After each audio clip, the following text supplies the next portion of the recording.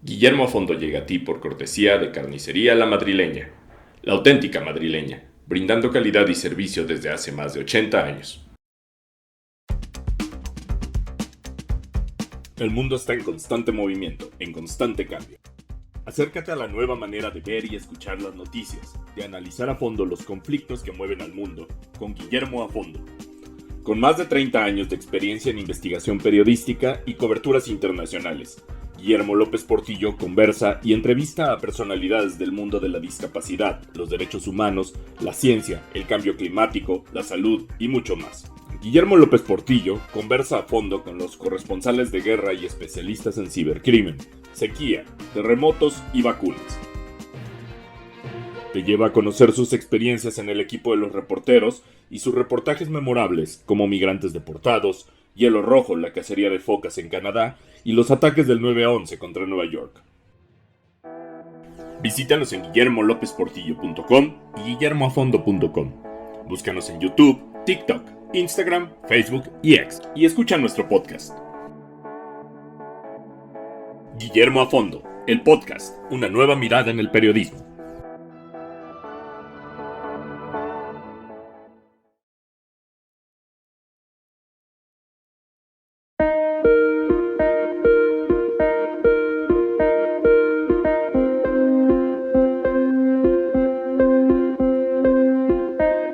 Estamos viendo una de las peores atrocidades de la humanidad, la invasión de los rusos a una ciudad en las cercanías de Kiev.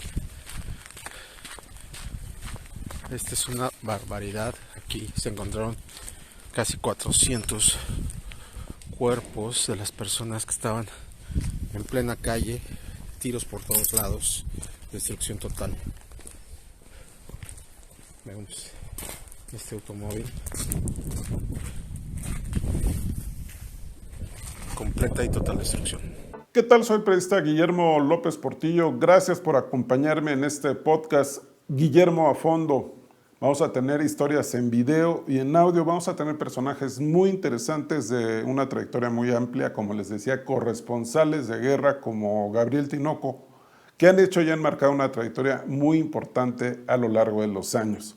Y vamos a tener otros personajes como el propio Alejandro Hermenegildo, que nos acompaña atrás de la cámara. Y me da mucho gusto darle la bienvenida hoy a Gabriel Tinoco, que ha sido camarógrafo, ha sido enviado a zonas de conflicto y he tenido también la oportunidad de dar clases, de robarle tiempo a Gabriel en su cobertura. Tuvimos un reto para mis alumnos en la Universidad de la Comunicación, que era precisamente localizar a un corresponsal de guerra en la zona de conflicto, incluso entrevistarlo en medio de la confrontación bélica, y para eso nos ayudó Gabriel Tinoco, un elemento muy querido, muy apreciado, porque ha trabajado muchos años en Noticieros Televisa y en N+, en estas coberturas especiales. Qué gusto tenerte aquí, Gabriel, y que nos puedas contar algo de las coberturas que has hecho y que realizaste en esta zona de conflicto bélico. Hombre, Guillermo, pues un placer primero que nada estar aquí. ¿Cómo les comparto? Inicio por mi época.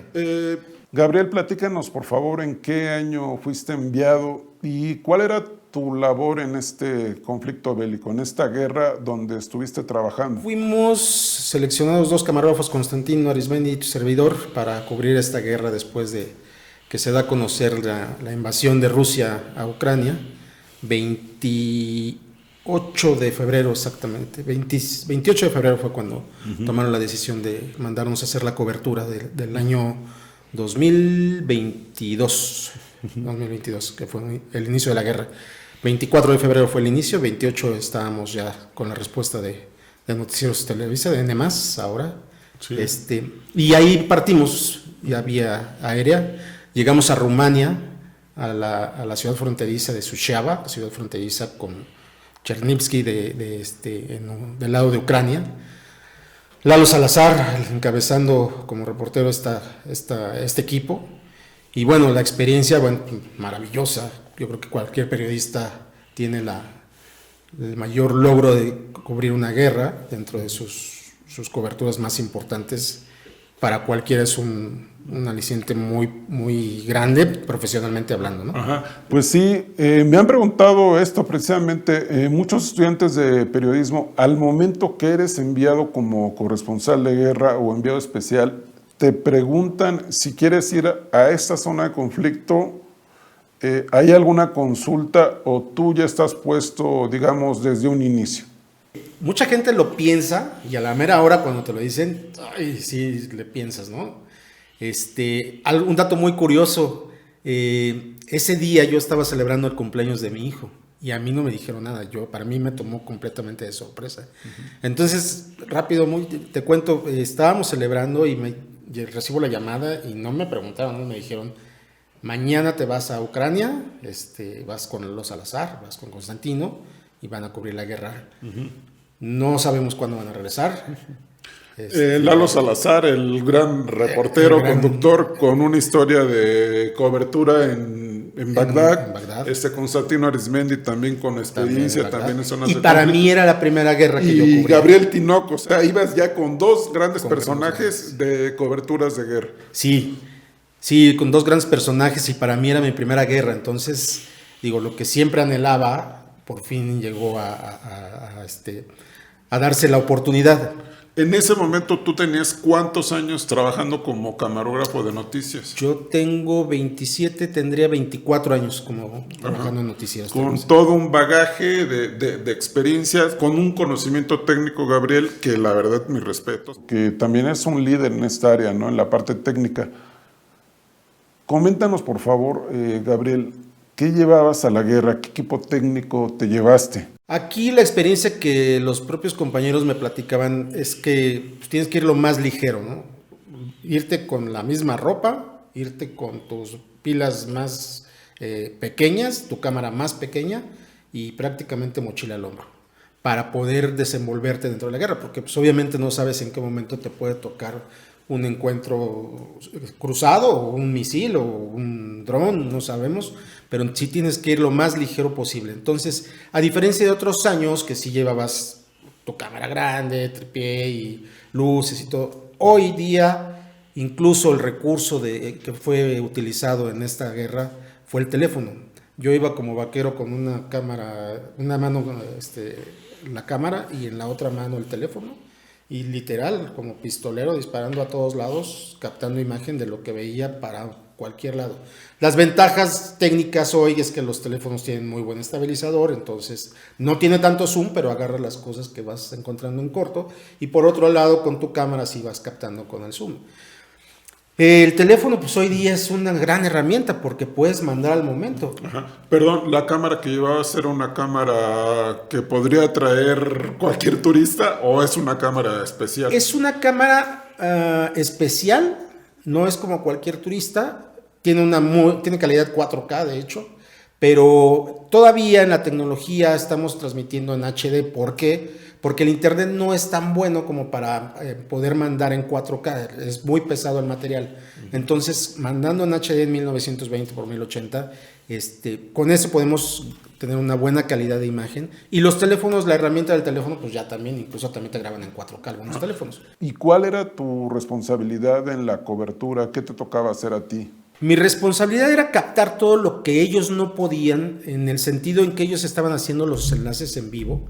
Y yo tenía que nutrir todas las notas de todo, o el material de apoyo con el cual se iba a ilustrar todos los enlaces que se estaban haciendo constantemente.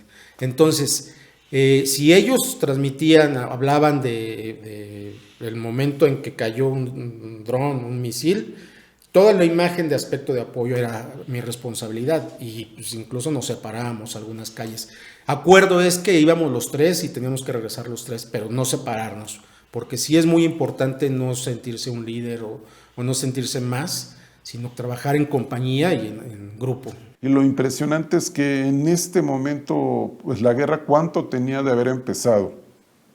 Esta invasión de Rusia a territorio de Ucrania. La invasión tenía 4 días, a los 4 días nosotros partimos, 5 días, y estuvimos como 15 días en Rumania porque no teníamos el permiso oficial para poder entrar, logramos meternos a través de una fundación de ayuda a refugiados y entrando a territorio de Ucrania fueron a los 15, entonces en total 19 días tendría la guerra de haber iniciado. Estaba en su mejor momento de enfrentamiento, digamos. Nada es bueno, un enfrentamiento no es bueno, por supuesto, pero pues, visualmente sí era muy fuerte, ¿no? Y como periodista me imagino que vas a la guerra y quieres grabar los enfrentamientos, ¿no? O sea, pero a la vez es el momento en que más te estás exponiendo físicamente a lo que está ocurriendo. Sin duda, le llamamos muchas veces los periodistas de la desgracia, nosotros nos nutrimos, ¿no? De lo que no queremos ver, es lo que es noticia, desafortunadamente. No es nuestra culpa que se iniciara una guerra. Después logran entrar con una asociación o una ONG. Ajá. Y una vez que entran, ya estás en la zona de conflicto, ¿qué tipo de confrontación empiezas a ver? Ya entrando a la ciudad, entramos primero por Chernivtsi. De ahí estuvimos 2 días ya con la sensación de las sirenas, ya la sensación de la guerra, la desgracia de la gente, la salida de todos los ciudadanos ucranianos que cruzaban la frontera, el terror, ya el pánico, porque empezabas a sentir ya el terror de la gente que quería salir y que sabía que en cualquier momento podía haber una desgracia ahí cerca. De ahí nos fuimos a la ciudad de Leópolis, buscando tratar de relevar a compañero Horacio Rocha. Nos movimos por tren, 8 horas de camino en tren. Llegamos a la ciudad de Leópolis, una ciudad que relativamente estaba tranquila, todavía no había llegado las tropas hasta esa ciudad y era como siempre, ya sabes, ahí viene el lobo, el lobo no llegaba y nosotros teníamos que ir a la ciudad de Kiev, a la ciudad principal de Ucrania, para poder documentar lo que de verdad estaba pasando ahí adentro, ¿no? La guerra todavía estaba del otro lado, pero del otro lado de la frontera, todavía más pesado, y teníamos que llegar hasta esa zona. A diferencia de otras guerras, como fue la de Irak, esta guerra era muy difícil y muy complicada porque el internet estaba a favor de nosotros, pero estaba en contra de las tropas de ambos países, ¿no? Depende cómo lo manejaras. El ejemplo más grande y por qué no llegamos a las tropas o a la línea de guerra es porque hubo un TikToker que tenía señal, ve a soldados ucranianos y él transmite donde estaba diciendo que aquí estaban los ucranianos preparándose para la guerra. Horas después, minutos después, llega un dron y ¡pum!, les cae. Entonces, a partir de ese momento... O sea que los TikTokers en ese momento empiezan a llamar la atención y en ese momento se convien en un blanco. Pues son es un que blanco en la les guerra. abrió la puerta a los rusos para decir, aquí están las tropas, ¡pum!, cayó un misil ahí, ¿no? Un dron. Y matan a este TikToker. No, el TikToker se fue. O sea, estoy hablando de a los minutos, a las horas, sí. llegó y cayó. Y entonces, pero a partir de ese momento. Ya había localizado el lugar donde, sí, claro, donde se iba a dar el ataque y le estaba dando teléfono, en bandeja de plata las ubicaciones al ejército ruso de su enemigo ucraniano. Y a partir de ese momento, ningún medio de comunicación, ningún teléfono, nada que fuera a grabar policías, ejército, instalaciones militares, instalaciones gubernamentales de comunicación. Y eso les cierra mucho la puerta de trabajo a lo que estaban haciendo ustedes. Mucho de nosotros, mucho. Nos cierra totalmente las puertas. Entonces era ir contra eso y era para llegar a la ciudad de Kiev. Pasamos un tren, viajamos como 15 horas en el tren con un terror que te va consumiendo mientras vas llegando a la ciudad principal, ¿no? Ya una vez que estás en la ciudad principal, trasladarte a las zonas de conflicto era pasar 50, 80 retenes de todos los días, ¿no? Nuestro traductor, fíjate que muy afortunados, se movió muy bien, nos facilitó un poco el trabajo, pero aún así era muy complicado. Acercarte a la línea de guerra era imposible, prácticamente imposible. Sí, recuerdo que Lalo Salazar y Constantino Arismendi y tú, Gabriel Tinoco, pues reportaron algunas masacres, ¿no?, dentro de esta cobertura. Y eso ocurre ya después, o sea, ya pasan, ¿llegan ustedes a Kiev o en qué momento reportó esto Lalo Salazar? Estábamos comiendo, llegamos a comer a un lugar que pasamos casualmente, un restaurante argentino, y ahí un compañero, el chef del restaurante, Antonio Ruiz se llama, fue nuestro traductor y fue nuestro apapacho en esa ciudad. Llamado Fixer o... No, él era, no era el Fixer. Él era el chef del restaurante. Era el chef. Okay. Y resulta que su yerno, él era militar, no sé, nunca supimos qué cargo tenía. Entonces, él escuchándonos dentro del inglés, y él no hablaba nada de inglés, el yerno, te estoy hablando, nos dice, ¿quieren ir a la zona de conflicto? Yo los llevo, en este momento. Te estoy hablando 3-5 días después de haber conocido a este chef, ¿no? Que nos arropó en su restaurante. Entonces fue así de agarra tus cosas y vámonos, llévate tu cámara, ¿no? En este momento, y empezamos a meternos. Kiev, haz de cuenta, la Ciudad de México, y al otro lugar al que fuimos de conflicto, haz de cuenta que era tipo La Marquesa, que estaban unas cabañas, estaba un poblado así, bosque, una zona boscosa, y ahí fue donde los rusos empezaban como a trincherarse para poder entrar a la ciudad. En esa ciudad hubo el enfrentamiento que logramos documentar nosotros, transmitiendo para el noticiero de Riva Palacio, de Raimundo Riva Palacio, de Foro TV. De Foro TV. Ahí empezó toda la cobertura de esta gente masacrada, civiles masacrados. Qué impresionante. Que los habían encontrado los rusos, que se instalaron en sus cabañas, en sus viviendas, y ahí se trincheraron. Entonces tenían a los hombres y mujeres y todo por igual. Y esta población de Ucrania eran civiles. Eran civiles. Llega ejército ruso. Ejército ruso que está cerca de pretendía Kiev. entrar a Kiev. Sí, que quería entrar a Kiev y llegan a matar a estos civiles, y ustedes ven los cuerpos, los restos, unas horas después de la masacre.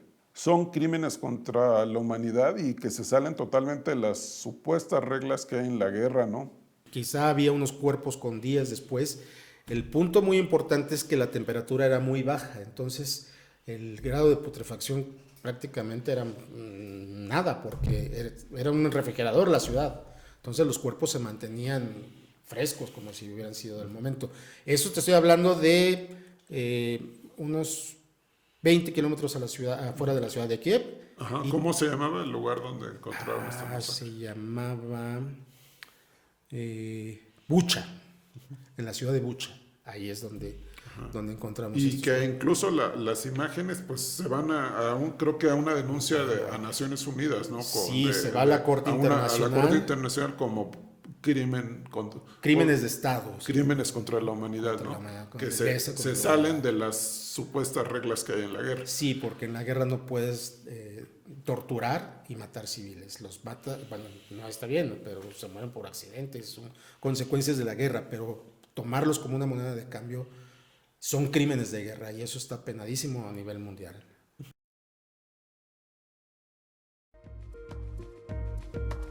Estás escuchando Guillermo a Fondo.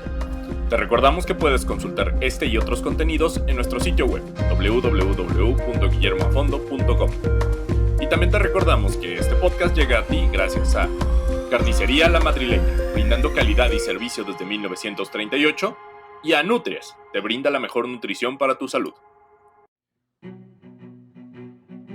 Si estás interesado en adquirir el libro Gilberto Bosques, el hombre que desafió a los nazis, te pedimos que ingreses a nuestro sitio web www.guillermolopesportillo.com/libro, donde encontrarás las ligas a las diversas plataformas en las que se encuentra disponible.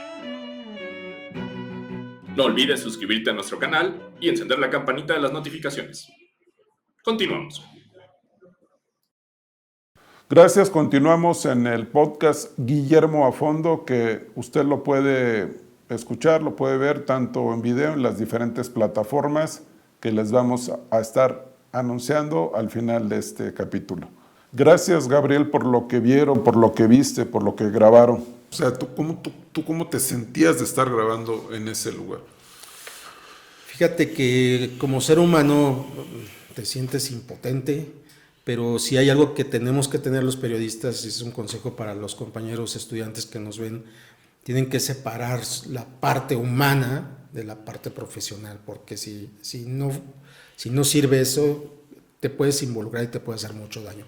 Afortunadamente, yo estoy muy acostumbrado, siempre me llamó la atención estudiar este tipo de carrera de medicina forense.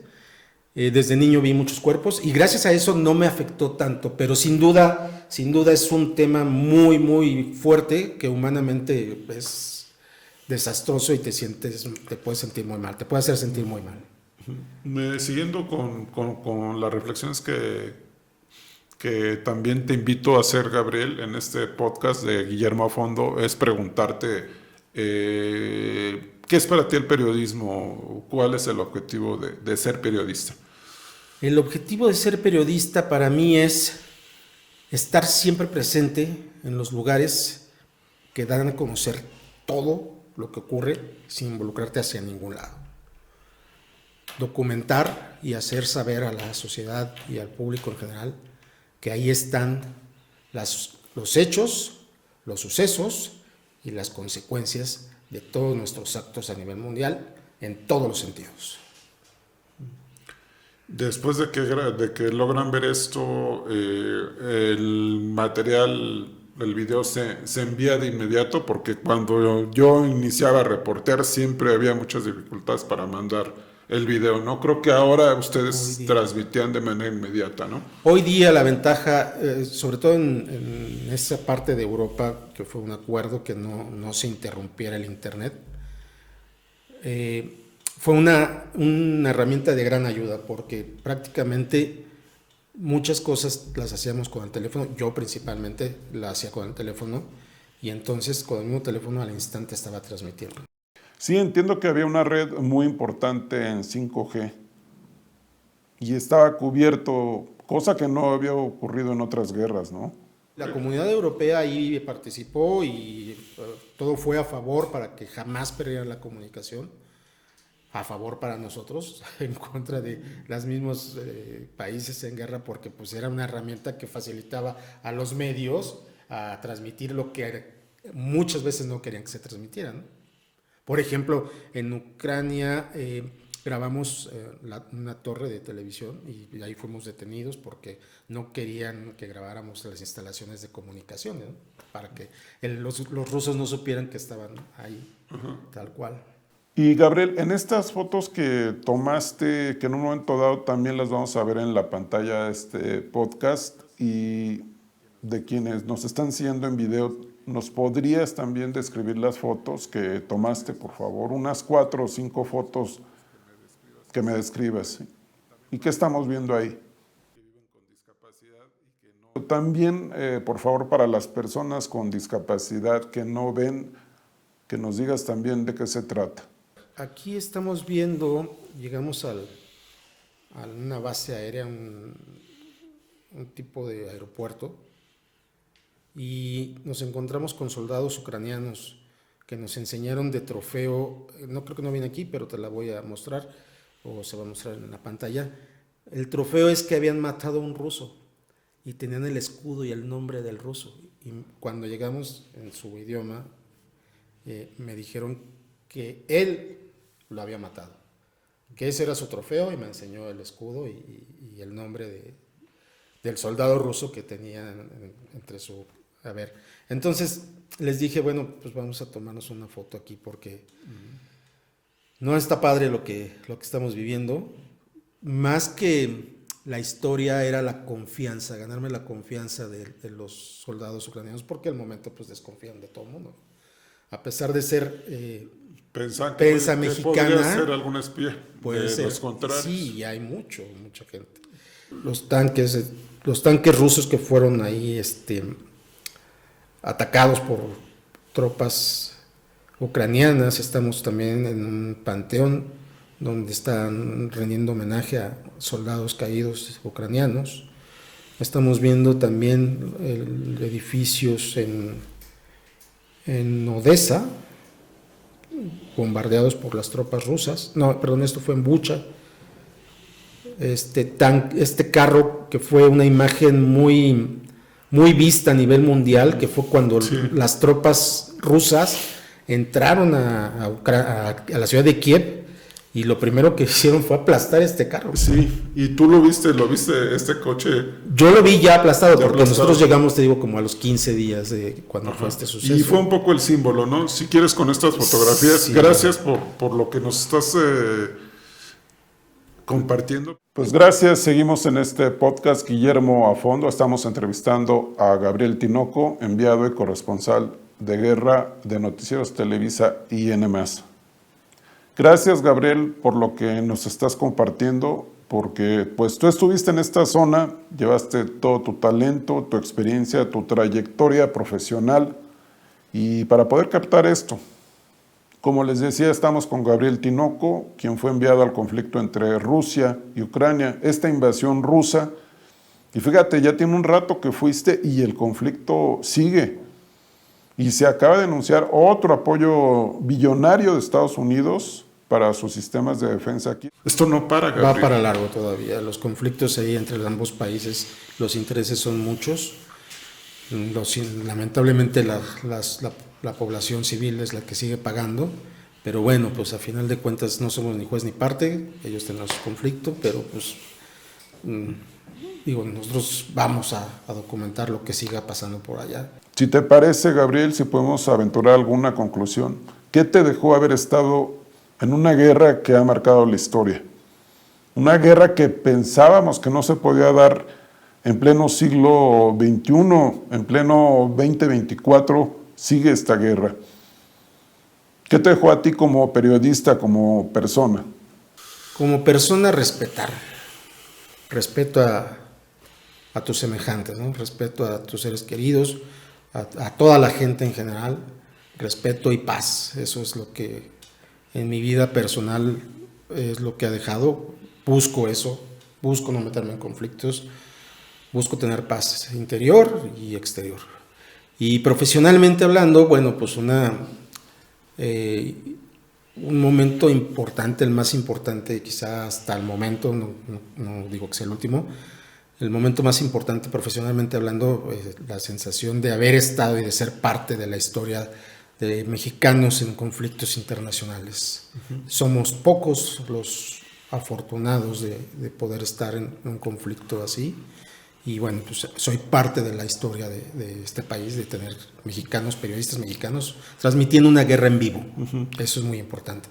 A diferencia de otras guerras, la tecnología nos permite transmitir en vivo, en tiempo real, un conflicto como este tipo. Y de regreso a México, ¿sigues trabajando como camarógrafo? ¿Qué tipo de conflictos estás cubriendo en la actualidad como camarógrafo de Noticieros Televisa y N+? No ha habido un conflicto como tal o tan fuerte en los últimos tiempos.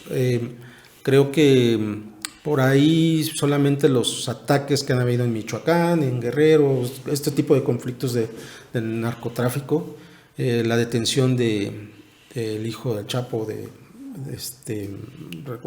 Ovidio Guzmán. Estuviste también Estuve en Culiacanazo. En Culiacanazo, ¿Estuviste en esa cobertura también? Sí, sin duda. Bueno, yo desde el principio dije, no tenemos que ir tan lejos a cubrir una guerra, aquí en México también las tenemos. Lo dije en la entrevista con tus alumnos, y bueno, pues eso me recordó que también aquí es muy fuerte, ¿no?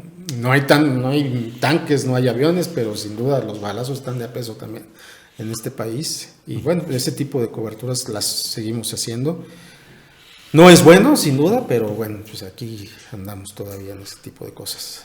Y pues gracias a ti, Gabriel Tinoco, un elemento pues muy importante en la cobertura de esta gran empresa que es Televisa, y muchos más como tú que han pasado también por ahí. Han entregado su profesionalismo, su compromiso, su trabajo, como el mismo Alejandro Hermenegildo, también corresponsal de guerra y enviado, que nos está ayudando a grabar todo esto. Por supuesto, también Constantino Arismendi, que lo vamos a tener también muy pronto, también enviado, realizador, y una parte importante también en varios de los programas especiales que hemos hecho. Constantino Arismendi también es muy buen amigo y tiene toda la experiencia del mundo, es con quien estuvo Gabriel Tinoco en esta guerra, en esta cobertura. Vamos a estar platicando con otros periodistas, también con mucha experiencia, y vamos también a transmitir qué es lo que están viviendo los periodistas en este siglo, ¿no? En esta época de tanta violencia y de tantos cambios. ¿No crees, Gabriel? Sin duda, sin duda. Sufres, bueno, pues de todo, no hay comodidades de dormir, de comer, pues lo que todo el mundo sabe, ¿no? Pero más allá, pues personalmente en las entrañas no está padre cubrir una guerra. De manera personal no está padre, pero de manera profesional pues sí está muy padre. Pero bueno, pues es parte de lo que nosotros hacemos. Muchas gracias. Se despide de ustedes su amigo, el periodista Guillermo López Portillo, con el podcast Guillermo a Fondo. Y los esperamos en los siguientes capítulos, donde vamos a tener otros personajes de interés. También les recuerdo las redes sociales para seguir este podcast. Puede ser www.guillermolopesportillo.com.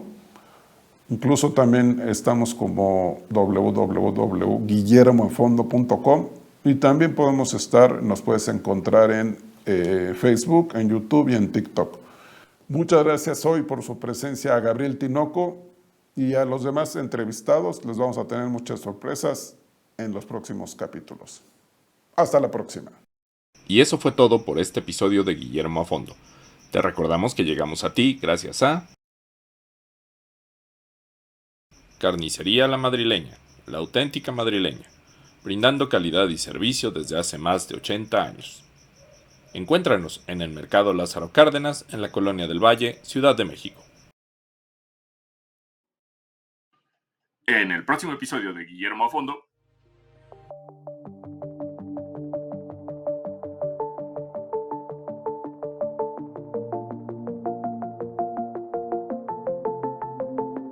Jenny Bautista.